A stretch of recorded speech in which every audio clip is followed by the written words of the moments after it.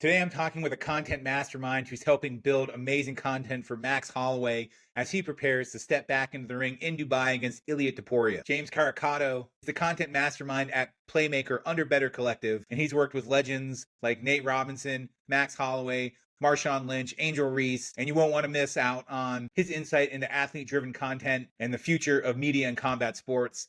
Always love talking about the content media side as someone who makes it. So if you're enjoying this, give me a subscribe, like, follow. Always appreciate everyone's feedback and really looking forward to hearing what I can do to keep making this engaging content for you, the fans. And now, James Caricato, let's get it.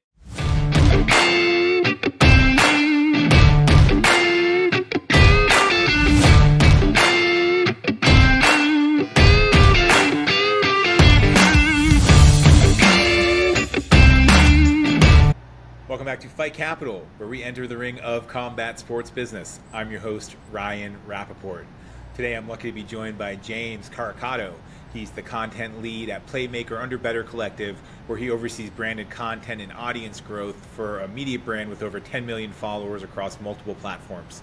With a track record of managing athlete-driven content for names like Max Holloway, Shaq, and Marshawn Lynch, James has played a pivotal role in producing impactful shows such as Road to Fight with Max Holloway, and his expertise spans content creation, brand partnerships, and leveraging social media to fuel both athlete and brand success. Thanks for joining me today, James. How are you and where are you joining from? Hey, Ryan. Thanks for having me. Excited for this one. I'm joining you from Boca Raton, so not too far from where you just had my colleague Brandon. We're all in the same ballpark here at Playmaker, pretty much. I loved Brandon's story, and I've been following Playmaker for such a long time, and loved everything you guys did with Nate and Max, and really think had a pretty pivotal and impactful role in that content. But before we go, I'm just curious, when did you know that creating content would be a life path for you? It's a funny story. It's not something that I woke up one morning just deciding like, hey, I want to work in content creation. I want to work with athletes, right? I do remember though, when I was a fifth grader, there was this, I don't know if they still do it nowadays, but back in 2005, I went to a Bring Your Child to Work day with my father. He worked at Tyco, and they had us fill out this form, right? And there's 3 questions I remember. It's what's your favorite food? Pizza, always. I actually have some right next to me. And what do you want to do when you grow up? What's your favorite sport that you play? Football at the time, and I wanted to work for ESPN at the time. So I always knew deep down that I wanted to work, I guess, I didn't have a label for it at the time, but content creation with athletes. But I knew inevitably that I was the type of person that I love to be all in whatever I do. And I want to be focused on a career that invokes passion and real excitement. So inevitably, I found an opportunity to dive into this field, I guess later in career life, so to speak, where I was already in college when social media really started to flourish and Instagram was popping in 2014, 2015, and you'd see pages like House of Highlights take off, right? Who, is from Florida also, by the way. It's funny, a lot of these guys are actually from this area. Omar, who created that page, and I got into the mix at a very young age. I was 20 years old at the time when I started my own channel on Instagram. That was a sports media page as well that I actually sold to VaynerMedia when I was pretty young at 22, and from there I was like, okay, the time when I originally started this whole social media brand building growth journey in sports, I was set on okay, I'm going to be an attorney now. That was the practical choice in my life, right? And then this whole new avenue opened up for me. And a good friend of mine, Brandon, started Playmaker, and I had an opportunity to join him and build something special starting in my early 20s. And fortunately, I didn't have to look back. And here we are, 7+ years later, acquired by an awesome company in Better Collective. And now we're doing things that I don't think many of us imagine us doing from day one. Well, in a quick congratulations, I saw that the big podcast with Shaq, Shaquille O'Neal, just hit over 300,000 subscribers, and Playmaker has just seen such significant growth. What strategies do you believe have contributed to surpassing those huge milestones on YouTube and Snap like you have with Shaq recently? So I think when I look at our YouTube growth, it's more than just viewership translated to subscriber growth. And I think that's traditionally how a lot of people view social media growth in general. Get a lot of views, get a lot of followers slash subscribers. And I think it's more than that. I think it's about building a community. And I think getting down to more of the X's and O's of how to do that, I think it's about being extremely interactive, right? So not only having a YouTube channel that's publishing a substantial amount of content, but having your Instagram pages and your Twitters that now X, I still can't just like Twitter's always still like the go-to in my mind, TikTok, etc. And not only just posting content there as just like a hub, but interacting with your audience there, being relatable, being a real voice for your talent, right? And making sure that everything you put out is authentic, not only to him, but the show as well, or her, right? In our case, where we now have unapologetically Angel, which is crushing. Shout out to that show. But in Shaq's case, we take a very efficient approach to how we use our content and our time with Shaq. And it's not just posting weekly episodes. We have best of moments where we repost best of moments from our podcast with Shaq and his incredible guests that he always has on. So I think building a community, definitely number one, and making sure that we make the most of the content we do create with Shaq is definitely right underneath that. Well, I mean, I first found you guys through everything you did with Nate, and then when I saw everything you did with Max Holloway before his hallmark fight with Justin Gaethje at UFC 300 and Road to the Fight, it just really kind of tuned me into everything Brandon and you guys were building over there. But how influential has Road to Fight been for you and everything you've done in combat sports, and what has it been like collaborating with combat sports athletes? Oh man, unbelievable. I mean, just to speak to Max as a person, incredible guy, awesome role model for kids, like someone who really talks the talk and doesn't need to walk, someone who walks the walk and doesn't need to talk, right? Someone who leads by example, incredible role model. And what I think is special about Road to the Fight and how it's influenced me is it's one of the first times we really got to go behind the scenes and give audience unprecedented access into how a championship athlete, a championship fighter prepares for the biggest moments of their professional career. And it goes beyond just training for the actual fight. It goes into their at-home life, how they eat, how they unwind, right? So there's something I think that's just beautifully authentic about what we've produced with Road to the Fight that makes it extremely unique. And that's something that has inspired me in how I want to create content moving forward. I think a lot of people will get moments where they can record surface level opportunities, which nothing wrong with that. But the opportunity to dive a little deeper has not been taken for granted. Oh man, and it's an amazing point you make too. I mean, one of my favorite things between my friends, my clients, just the people I get to work with in combat sports is, it's a word I overuse too, but the authentic nature of the relationships that you have and just the quality of the content because of that authenticity they put out is amazing. But it has to be like a balancing act for you guys as well. I mean, how do you balance that content creation with that athlete-driven storytelling to try to maximize that impact? Well, it's interesting you asked that because I truthfully, I don't view it as a balance. I view it as the athlete storytelling is what drives the content creation, right? I think it's kind of the force behind what we do now. And going back to Road to the Fight, I think it's an interesting example to reference Road to the Fight because Max is not a huge talker. He does prefer to let his work ethic speak for itself. And I think Road to the Fight is an interesting series because what you're seeing is an athlete who needs to train in secrecy, right? You have a championship athlete who the fighters don't open their doors for people to come in and film them as many other athletes will, because with a basketball player, they're going to be working on to some level. Yes, they might be working on something new that they do want to surprise their audience with, but fight camp's a little different. All eyes are on the opponents. Their camps are watching each other, and just the slightest tip that could that Justin Gaethje's camp or Ilya's camp can take from Max they're going to use. It's a big deal. So, being able to tell Max a story about what's going on leading up to the biggest fights of his career, I think that story drives the content, and it makes our it makes our job extremely easy at that point, to be honest.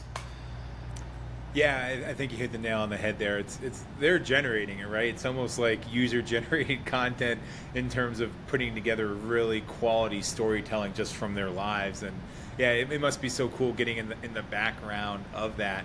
I think one of the things I also love about it is just seeing the athletes be able to monetize their personal brands, and everything you're doing with Angel Reese, like you mentioned now, Marshawn, Shaq, and all these great athletes that you guys are building these kind of stables of content giants around. I mean, what do you think are some of the trends that are allowing the ways these athletes to be able to monetize their personal brands? So I think for us, building the right IP leads to many opportunities, right?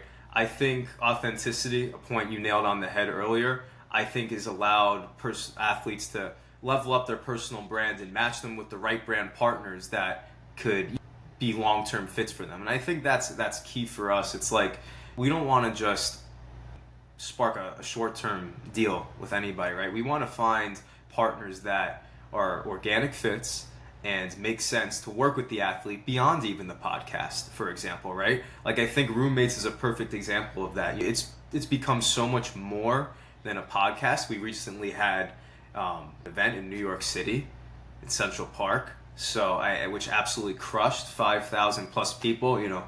Kudos to Matt Schwimmer, Brandon Harris, Christine Bill, and everyone who had a hand in that. My guy Cam Smith.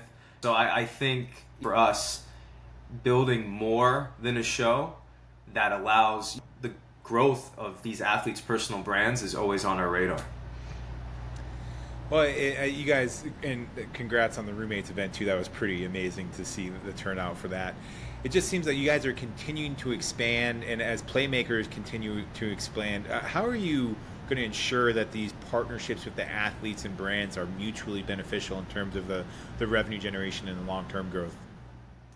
So I think it starts in the beginning stages, right? I think to set ourselves up and the athletes up for success, it's being picky, right? It's the right partner for the right show. I think it's knowing the brand and what direction they want to go in long term, and knowing our athletes and who they want to work with transparently, and how can we be creative not only today, but be creative in a year from now, in 2 quarters from now, 3 quarters, etc. So I think the long-term vision is always on our mind, and it really comes down to being listeners, right? I think you have to be a good listener to be able to digest not only the goals of our athletes, but the brands we work with, our brand partners, and we treat partnerships as it sounds, partnerships, not just deals that we're fulfilling, right? Results always matter, and we always want to make sure we go above and beyond the metrics that we promise, but for us, there's a desire to really fulfill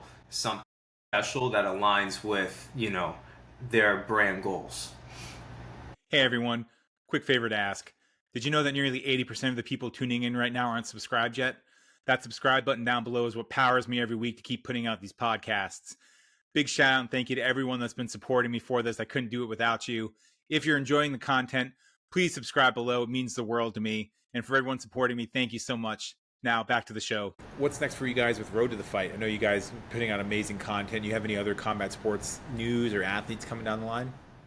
Yeah, so that's more news to be broke in the future, but we did just debut season 2, Road to the Fight with Max Holloway. Preparing for Ila Taporia in Abu Dhabi. Unbelievable event. We just launched episode 2 yesterday. Go check it out on Max's YouTube channel, Max Holloway.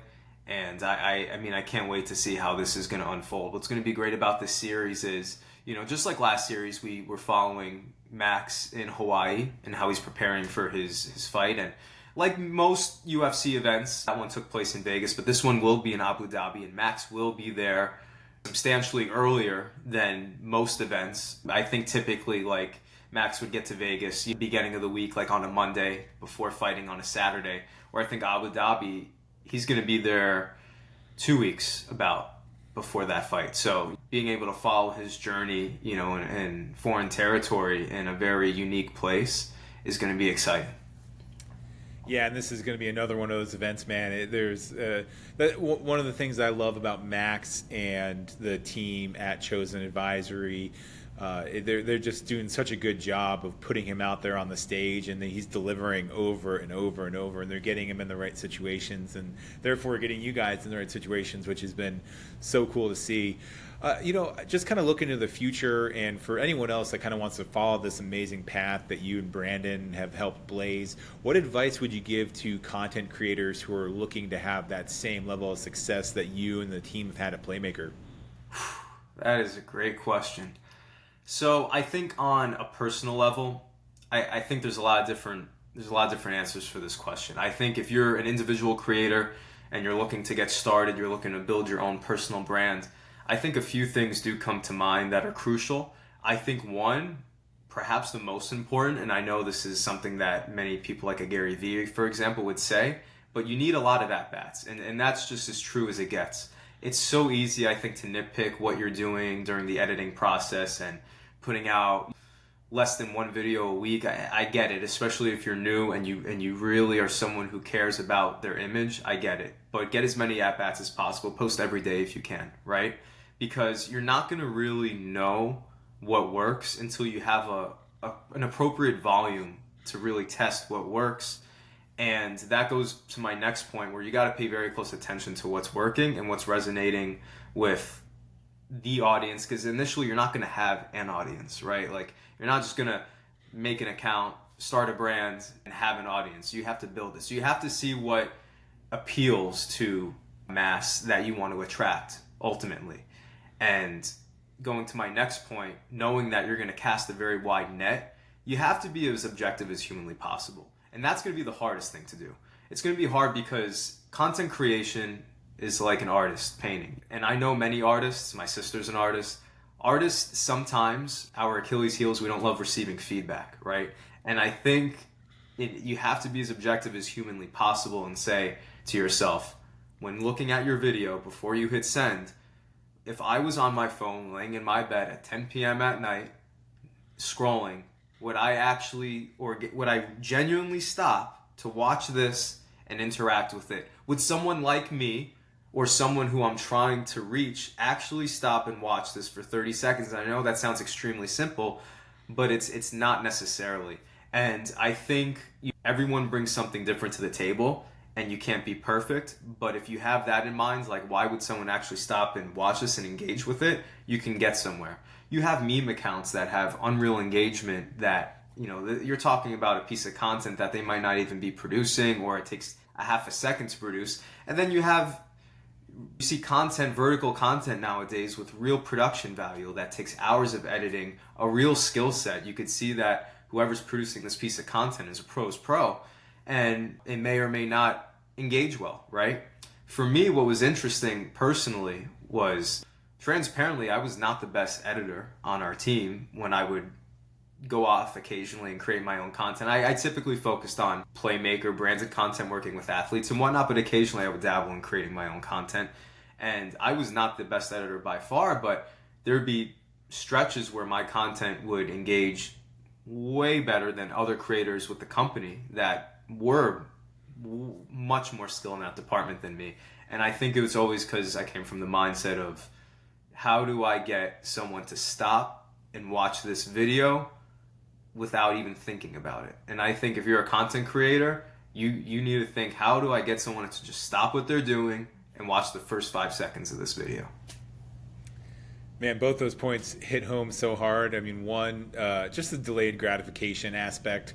I get asked all the time. Granted, my content is not massive. I'm a very niche network in subject matter, but I'm blessed for as many people do is engage and find my content and what it creates for me. But I just say, just keep doing it. Like, I knew going into this that it was something I had to keep doing and doing and doing. And you're going to be episode, I believe, 98, 99. I just recorded episode 100 earlier today as well. So it's just crazy. I'm here over a year and a half into it, and what's been generated just from doing that. And to your other point too, I mean, every time I've tried to game the algorithm, it's been my worst performing content. So it got to a point where it's like, hey, is this really actually going to work, or should I just be doing what I know looks good and feels good? And in the end, that's always what plays better, man. So that's Yeah. gold advice. It's funny because that's the truth that I think people don't want to hear, is that there really is no secret sauce. There's no hack that the other successful creators are aware of and you're just not aware of. There's no hidden gem. And I think that's encouraging, but it could be scary because it's like, wait a minute, like I might be chasing this thing. I'm missing one piece. Well, maybe, but that piece is something that is not like this kryptonite that's gonna change the game. So 100% with you that's for the individual. Instant gratification is something that you really have to fight. And I mean, to answer your question further, if you're someone who wants to build a brand like Playmaker and you're not an individual creator, you're playing by a different set of rules, but just know that you are competing with real titans out there. So I think from that point on, similar to being an individual creator, you have to come from the perspective of how could I be unique and really bring something different to the table, because you're probably not going to have the resources that your competitors have. You're not going to have, the team. You're not going to have the experience probably. How could I be different and how could I be me, right? You'd be surprised who you can reach in this industry. I remember when Playmaker was small, we would DM athletes all the time and just get content from them by asking, what's your top 10 or top 5 starting NBA players of all time? What's your starting line, your all-time 5 starting lineup, whatever, of NBA players of all time? And you think that's an opportunity that maybe some brands can take, that they think, oh, maybe we're not big enough. Shoot your shot. You never know who will answer your DMs. So use that tool. Use that resource. I love that, man. Well, thank you. Shout out to Brandon Harris for putting us together, man, and really excited to watch all the episodes of the second season of Road to Fight with Max Holloway. Excited to see what you guys do next. And for anyone who wants to engage with you or connect with you, what's the best way to do that? If you want to DM me on Instagram, Playmaker James. If it's more of a one-on-one, you want to chit-chat about something. On a B2B level, you can email me at Caricato, Caricato, at bettercollective.com. DM me on LinkedIn. I'm always checking my messages. I'm an open book, so feel free to reach out. Happy to collab. Always happy to hear that, too. Thanks again for doing this, James. Can't wait to see what you guys do next. Thanks for having me, Ryan. I had fun here. Thank you.